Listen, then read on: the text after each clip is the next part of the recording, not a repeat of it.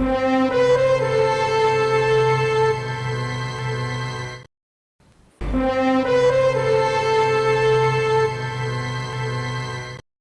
પૈકી આપણે ફક્ત 7 સિલેક્ટ કરી છે, એટલે કે દર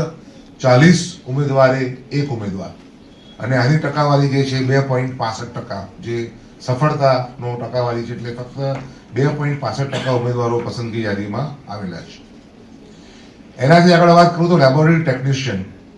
એમાં 1908 ઉમેદવારોએ અરજી કરી હતી, અને આપણે એમાંથી 8 નિમણૂક કરવા જઈ રહ્યા છે, એટલે લગભગ 250 ઉમેદવાર દીઠ એક ઉમેદવાર, અને ટકાવારીની વાત કરીએ તો 0.42% ઉમેદવારો જ આમાં સફળ થઈ શક્યા છે. ફાર્માસિસ્ટની રીતે વાત કરીએ તો 422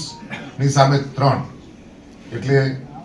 લગભગ 140 નો રેશિયો થયો. 140 ઉમેદવારે આપણે એક ઉમેદવાર પસંદ કરી રહ્યા છીએ, 0.71% ઉમેદવારો. સ્ટાફ નર્સ 2590 ની સામે 8, એટલે લગભગ 315 ઉમેદવારે એક ઉમેદવાર આપણે પસંદ કરવા જઈ રહ્યા છીએ. ટેકનિકલ આસિસ્ટન્ટ સિવિલ એન્જિનિયરિંગ, જે આપણે ખૂબ જ અગત્યનું, જે શહેરના વિકાસ માટે જરૂરી છે, 3231 ની સામે 24, એટલે કે લગભગ 125 ઉમેદવારે આપણે એક ઉમેદવાર પસંદગી કરેલ છે, અને ગાર્ડન સુપરવાઇઝર 88 સામું 1, એટલે 88 પૈકી એક જ વ્યક્તિ આપણે સિલેક્ટ કરવા જઈ રહ્યા છે. એટલે આ જે અત્યારે આપણે નિમણૂક પત્રો આપવા જઈ રહ્યા છીએ, તે ઉમેદવારો આટલા કુશળ છે, આટલા એ લોકો જેને કહીને કે સક્ષમ છે, અને મને ચોક્કસ ખાતરી છે કે આવનારા દિવસોમાં નિમણૂક પામીને